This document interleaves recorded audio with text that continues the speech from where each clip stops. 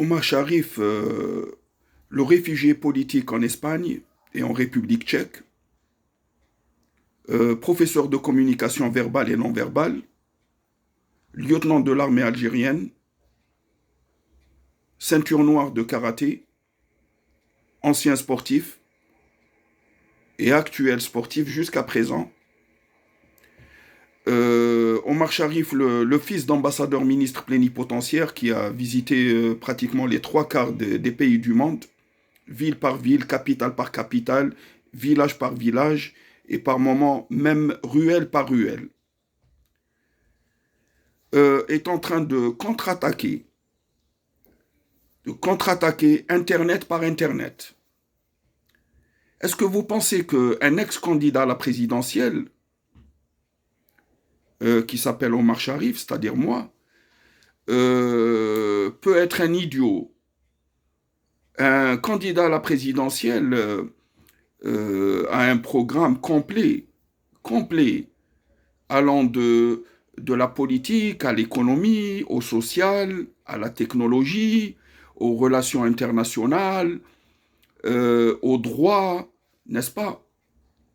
Et un candidat à la à la présidentielle sait aussi que s'il est élu, doit être le juge des juges, le père de la nation et le chef suprême des forces armées, hein, incluant la police, la gendarmerie, les services secrets, etc. D'accord? Donc, pour moi, la technologie n'a aucun secret, n'est-ce pas? Le dark web, les hackers, l'ordinateur, que certains prennent pour Dieu, l'ordinateur, pour moi, c'est une merde. C'est une merde parce que c'est une machine. Elle ne peut pas se comparer à un cerveau d'être humain, que ce soit celui d'Omar Sharif, le candidat à la présidentielle, ou d'aucun autre, n'est-ce pas? C'est l'homme qui a créé la machine et ce n'est pas l'inverse. Hein? D'accord? Parlons logique un petit peu. Parlons logique, n'essayons pas d'inverser le sens de la gravitation. Moi, quand je lâche un briquet, hein, d'accord, un briquet, il va tomber par terre, il va pas monter dans le ciel. À moins qu'on ne soit dans la théorie de la relativité d'Albert Einstein, le génie que je connais très bien, à moins que nous nous soyons sur la Lune. Nous sommes sur Terre. D'accord? Quand je lâche un briquet, il tombe vers le sol. Il ne va pas monter vers le ciel. D'accord? Donc, n'essayons pas d'inverser l'ordre des choses. D'accord? Et de parler illogique, d'irrationnel, d'incohérent et d'absurde. Hein? Dieu nous a dotés d'un cerveau, c'est pour pouvoir l'utiliser. N'est-ce pas? Je ne veux pas être prétentieux, je suis très modeste, mais quand j'ai affaire à des monologuistes, des ânes idiots, hein, qui veulent m'imposer leurs lois absurdes, moi je ne l'accepte pas. Je ne l'accepte pas. Hein, je refusais même certaines idées à mes professeurs d'université quand ils n'arrivaient pas à me convaincre. D'accord? Quand on arrive à me convaincre de manière logique, j'accepte. Je suis un super dialoguiste. D'accord? Hein? J'accepte la défaite, j'ai un esprit sportif. D'accord? Mais je ne baisse jamais les bras face à des idiots qui veulent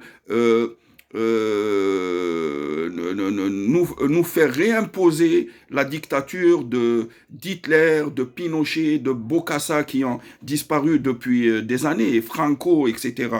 D'accord? Donc, moi, je suis en train de contre-attaquer mes ennemis secrets qui sont en train de me persécuter, de me harceler, de m'espionner à travers Internet.